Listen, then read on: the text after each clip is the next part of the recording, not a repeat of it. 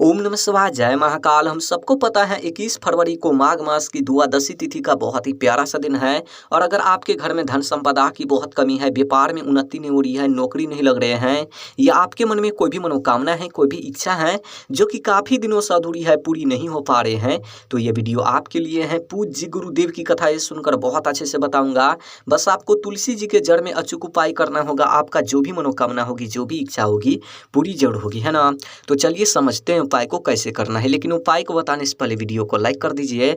अगर चैनल पर नए हो तो चैनल को सब्सक्राइब जरूर कर लेना। इस पूरे वीडियो में 4 बहुत ही चमत्कारी उपाय के बारे में बात करेंगे जो कि अलग अलग मनोकामना पूर्ति के लिए होगा। लेकिन हाँ, इस वीडियो में जो चौथे उपाय के बारे में बात करेंगे, बहुत ही चमत्कारी उपाय है, बहुत ही अचूक उपाय है। वीडियो को पूरा देखना है और एक एक उपाय को समझ करके आपको उपाय करना है, ठीक। तो चलिए पहले वाले उपाय की बात कर लेते हैं। सबसे पहले अब बोलोगे इस उपाय को करने से क्या फायदा, क्या बेनिफिट होगा। देखिए, यदि आपके घर में धन धान की बहुत कमी है, व्यापार में उन्नति नहीं हो रही है, नौकरी नहीं लग रहे हैं, घर में माँ लक्ष्मी की वास नहीं है, माँ लक्ष्मी आपसे रूठी हुई है, घर में सुख शांति नहीं है, घर में रुपयों पैसों की बहुत कमी है, तो इस उपाय को जरूर करना। देखिए, इस उपाय को करने के लिए आपको स्क्रीन पर क्या दिख रहा है, हल्दी। आपको पाउडर वाले 1 चुटकी हल्दी ले लेना है, ले लिया। उसके बाद आपको लेना है 1 दीपक, मिट्टी का दिया नहीं तो आटे का दिया, यानी कि दीपक को सबसे पहले आपको अच्छी तरीके से तैयारी कर लेना है। अब इन दोनों सामग्री को लेकर आपको पहुंचना है कहाँ पर, तुलसी पौधे के पास। चाहे आपके आंगन में हो या गार्डन में हो, कहीं पर भी हो, आपको वहां जाना है। देखिए, तुलसी पौधे के पास जाने के बाद सबसे पहले आपको अगरबत्ती, जो भी आपको पूजा पाठ करनी है, जल वगैरह चढ़ानी है, सबसे पहले आपको पूजा पाठ कर लेनी है तुलसी माता को। आई बात समझ में। देखिए, पूजा पाठ कर लेने के बाद ध्यान से समझना मेरी बात को, जो आप दीपक लेकर गए हैं उन दीपक को प्रज्वलित करना है। किस नाम से करना है, ओम महालक्ष्मी नमः, इस मंत्र का जाप करते हुए उन दीपक को प्रज्वलित करना है। प्रज्वलित कर लेने के बाद उन दीपक को अपने हाथ में लेना है और तुलसी माता को आरती करनी है। अपनी मनोकामना कहते हुए, अपनी इच्छा कहते हुए, चाहे धन से जुड़ी हो या व्यापार से या नौकरी से, आपको कहनी है, तुलसी माता से प्रार्थना करनी है आरती करते समय। देखिए, आरती कर लेने के बाद उन दीपक को तुलसी जी के जड़ में रखनी है। उसके बाद आपको क्या करना है, जो आप 1 चुटकी हल्दी लेकर गए हैं, उन हल्दी को अपने हाथ में लेना है, दाहिने वाले हाथ में, और तुलसी माता को परिक्रमा करना है। कम से कम आपको 9 बार या नहीं तो 11 बार तुलसी माता को चारों ओर घूमना है। तुलसी जी के चारों ओर आपको घूमना है, 9 बार या नहीं तो 11 बार, यानी कि परिक्रमा करना है। यदि आप तुलसी माता को किसी भी वजह से परिक्रमा नहीं कर सकते हैं, तो जो आप दीपक प्रज्वलित किए हैं उन दीपक को परिक्रमा करना है, यानी कि चारों ओर आपको घुमाना है, 9 बार या नहीं तो 11 बार। आई बात समझ में। परिक्रमा कर लेने के बाद उन 1 चुटकी हल्दी को ओम महालक्ष्मी नमः इस मंत्र का जाप करते हुए उन जलते हुए दीपक में गिराना है। आई बात समझ में। उसके बाद वहां पर आपको 2-3 मिनट बैठना है। जो भी मनोकामना है, जो भी इच्छा है, धन से जुड़ी, व्यापार से जुड़ी, नौकरी से जुड़ी, तुलसी माता से कहनी है, प्रार्थना करनी है। यकीन मानिए, इस उपाय को यदि आप कर लेते हैं माघ माह की द्वादशी तिथि पर सुबह से लेकर शाम तक किसी भी समय, तो जो भी धन की समस्या होगी हमेशा हमेशा के लिए दूर होगी, है ना। बहुत ही चमत्कारी उपाय है, बहुत ही विशेष उपाय है, करना ही करना है इस विशेष तिथि पर। चलिए अब बात कर लेते हैं दूसरी उपाय के बारे में। अब बोलोगे इस उपाय को करने से क्या फायदा, क्या बेनिफिट होगा। देखिए, यदि आपके मन में कोई भी मनोकामना है, कोई भी इच्छा है जो कि काफी दिनों से अधूरी है, पूरी नहीं हो पा रहे हैं, तो इस उपाय को जरूर करना। देखिए, इस उपाय को करने के लिए मात्र आपको 1 चम्मच या 2 चम्मच शहद ले लेना है, ले लिया। और उसके बाद आपको लेना है 1 बेलपत्र। लेकिन हाँ, बेलपत्र जो आप लेंगे खंडित नहीं होना चाहिए, टूटा फूटा कहीं से नहीं होना चाहिए, इस बात को ध्यान रखना, क्योंकि महादेव को खंडित सामग्री समर्पित नहीं होता है ना। और उसके बाद आपको लेना है 1 तांबे का लोटा, और उन तांबे के लोटे में अपने घर से आपको जल भर लेना है। अब इन तीनों सामग्री को लेकर आपको पहुंचना है कहाँ पर, शिवालय, यानी कि शिव जी के मंदिर। मंदिर जाते ही सबसे पहले क्या करना है, 1 लोटा उत्तर साइड मुख करके आपको शिवलिंग पर जल समर्पित करना है। आई बात समझ में। देखिए, जल समर्पित कर लेने के बाद समझना मेरी बात को, जो आप बेलपत्र लेकर गए हैं, बेलपत्र के जो बीच वाले भाग होते हैं, यानी कि डंडी से लेकर बीच वाले पत्ती तक आपको क्या करना है, 7 बिंदी का निर्माण करना है। कुछ इस प्रकार से, जैसा कि आप सबको स्क्रीन पर दिख रहा है, कुछ इस तरीके से 7 बिंदी का निर्माण करना है। डंडी से लेकर शिवलिंग, डंडी से लेकर बीच वाले पत्ती तक आपको 7 बिंदी, जैसा कि आप सबको स्क्रीन पर दिख रहा है कुछ इस प्रकार से। जो आप शहद लेकर गए हैं उन शहद से आपको 7 बिंदी का निर्माण करना है। और प्रत्येक बिंदी का निर्माण करते समय श्री शिवाय नमस्तुभ्यम इस मंत्र का लगातार आपको जाप करनी है। आई बात समझ में।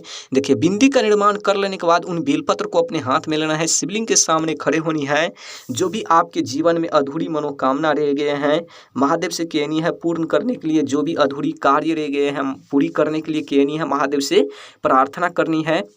और कहते हुए प्रार्थना करते हुए उन बेलपत्र को शिवलिंग पर समर्पित करना है। देखिए, बेलपत्र को समर्पित करने का तरीका है, बेलपत्र जब आप समर्पित करेंगे तो बेलपत्र के जो डंडी होते हैं वो डंडी आपको रखना है जलाधारी कोर, और जो पत्ती होते हैं वो पत्ती आपको रखना है शिवलिंग कोर। कुछ इस प्रकार से आपको बेलपत्र को समर्पित करना है। जो बेलपत्र पर आप 7 बिंदी का निर्माण किए हैं उन बेलपत्र को कुछ इस तरीके से समर्पित करना है। आई बात समझ में।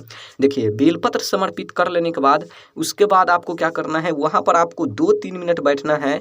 जो भी मनोकामना है, जो भी इच्छा है, जो भी मनोकामना अधूरी रह गए हैं महादेव से कहनी है, पूरी करने के लिए प्रार्थना करनी है। यकीन मानिए, इस उपाय को यदि आप कर लेते हैं माघ मास की द्वादशी तिथि पर सुबह से लेकर शाम तक किसी भी समय या प्रदोष काल में भी कर लेते हैं ना, तो हमेशा हमेशा के लिए जो भी समस्या होगी दूर होगी, और जो भी अधूरी मनोकामना रह गई है, मनोकामना जो अधूरी है महादेव जरूर परिपूर्ण करेगी, है ना। चलिए अब बात कर लेते हैं तीसरी उपाय के बारे में। अब बोलोगे इस उपाय को करने से क्या फ़ायदा, क्या बेनिफिट होगा। देखिए, यदि आपके जीवन में बहुत ज़्यादा कष्ट है, रोग से परेशान है, बीमारी से परेशान है, बहुत दवा खाने के बाद, बहुत मेडिसिन खाने के बाद फिर भी रोग कष्ट बीमारी दूर नहीं हो पा रहे हैं, तो इस उपाय को करना है। देखिए, इस उपाय को करने के लिए मात्र आपको 5 काली मिर्च के दाने लेना है, 5 ठो। जो आप 5 काली मिर्च के दाने लेंगे उनमें से एक भी कहीं से खंडित नहीं होना चाहिए, 5 में से कोई खंडित नहीं होना चाहिए, ठीक। और उसके बाद आपको क्या करना है, उन 5 काली मिर्च को अपने हाथ में लेना है, दाहिने वाले हाथ में, और आपको अपने घर में घूमना है। यानी कि घर में जितने भी कमरे हैं, चाहे 1 हैं या 2 हैं या 3, जितने भी हैं 5-10, उन सभी कमरे में आपको घूमना है काली मिर्च को अपने हाथ में लेकर, ठीक। घूमने के बाद आपको क्या करना है, उन काली मिर्च को लेकर आपको जाना है कहाँ पर, शिवालय यानी कि शिव जी के मंदिर। ध्यान रखना, मंदिर जब आप जाएंगे तो आपको एक दीपक और एक कपूर का टुकड़ा भी आपको लेकर जाना है साथ में। वहाँ जाने के बाद आपको क्या करना है, जो आप दीपक लेकर गए हैं उन दीपक को प्रज्वलित करना है। किस नाम से करना है, श्री शिवाय नमस्तुभ्यम इस मंत्र का जाप करते हुए दीपक को प्रज्वलित करना है। दीपक को प्रज्वलित करने के बाद जो आप एक कपूर का टुकड़ा लेकर आए हैं उन कपूर को गिराना है उन दीपक में। और उसके बाद आपको क्या करना है, समझना मेरी बात को, जो आप 5 काली मिर्च के दाने लेकर आए हैं, दाने लेकर आए हैं आप 5 काली मिर्च के, उन 5 काली मिर्च को अपने हाथ में लेना है, शिवलिंग के सामने खड़े होनी है। जो भी आपके जीवन में कष्ट है, रोग है, बीमारी है, महादेव से कहनी है दूर करने के लिए, और कहते हुए प्रार्थना करते हुए उन 5 काली मिर्च को उन दीपक में आपको गिराना है। जो दीपक आप प्रज्वलित किए हैं उन दीपक में गिराना है, और गिराने के बाद उन दीपक में उन काली मिर्च को जला देना है। यकीन मानिए, इस उपाय को यदि आप कर लेते हैं प्रदोष काल में या सुबह से लेकर शाम तक किसी भी समय माघ मास की द्वादशी तिथि पर सुबह से लेकर शाम तक या किसी भी समय कर लेते हैं ना, तो हमेशा हमेशा के लिए जीवन से रोग कष्ट दूर होगी, है ना। चलिए अब बात कर लेते हैं चौथे उपाय के बारे में। अब बोलोगे इस उपाय को करने से क्या फ़ायदा, क्या बेनिफिट होगा। देखिए, यदि आपके जीवन में बहुत ज़्यादा कर्ज है, कर्ज से मुक्ति लेना चाहते हैं, कार्य में रुकावटें आ रहे हैं, बीच में अटक जा रहे हैं, कलेश रहते हैं घर में, हमेशा एक दूसरे में लड़ाई झगड़ा होते रहते हैं, धन धान की बहुत कमी है, व्यापार में उन्नति नहीं हो रही है, यानी कि जो भी आप काम कर रहे हैं बीच में कार्य अटक जा रहे हैं, तो इस उपाय को आपको करना है। देखिए, इस उपाय को करने के लिए आपको स्क्रीन पर बहुत सारे तिल दिख रहा होगा, काले तिल। आपको लेना है कितना, 21 ठो या नहीं तो 51, जितना आपको मन हो आपको ले लेना है। ले लिया, उसके बाद आपको लेना है थोड़ा सा शहद, एक छोटा सा कटोरी लेना सबसे पहले, और उन कटोरी में 1 चम्मच या 2 चम्मच आपको शहद लेना है। और उसके बाद आपको लेना है 1 तांबे का लोटा, और उन तांबे के लोटे में अपने घर से आपको जल भर लेना है। अब तीनों सामग्री को लेकर आपको पहुंचना है कहाँ पर, शिव जी के मंदिर। देखिए, हम सभी को पता है माघ माह की द्वादशी तिथि है कल, बहुत ही सुंदर सा तिथि है, बहुत ही विशेष तिथि है। पूज्य गुरुदेव ने बोला है कि ऐसी विशेष तिथि पर जाए तो इस विशेष उपाय को करने से मत चूकना, बहुत ही चमत्कारी उपाय है। देखिए मंदिर जाते ही सबसे पहले आपको क्या करना है, समझना मेरी बात को। एक लोटा जो आप जल लेकर गए हैं उत्तर साइड मुख करके खड़े होनी है और एक लोटा शिवलिंग पर जल समर्पित कर देना है सबसे पहले। ठीक, देखिए जल तो समर्पित कर लिया, उसके बाद आपको क्या करना है, जो आप कटोरी में थोड़ा सा शहद लेकर गए हैं उन कटोरी में क्या करना है, जो आप काले तिल लेकर गए हैं, चाहे 21 ठो लेकर गए हैं या 51 या जितने भी लेकर गए हैं, उन सभी काले तिल को उन कटोरी में आपको गिराना है श्री शिवाय नमस्तुभ्यम इस मंत्र का जाप करते हुए। उसके बाद उन कटोरी को अपने हाथ में लेना है, शिवलिंग के सामने खड़े होनी है। जो भी आपके जीवन में कर्ज की समस्या है, कार्य की, कलेश से जुड़ी, धन धान से जुड़ी, व्यापार से जुड़ी, कार्य यानी कि जो भी मनोकामना है, कहते प्रार्थना करते हुए उन कटोरी में से काले तिल और शहद को निकाल करके एक साथ आपको क्या करना है, शिवलिंग पर लेपन करना है। कुछ इस तरीके से आप सबको स्क्रीन पर दिख रहा है, कुछ इस प्रकार से आपको लेपन करना है पूरे शिवलिंग पर, काले तिल को और शहद को। आई बात समझ में।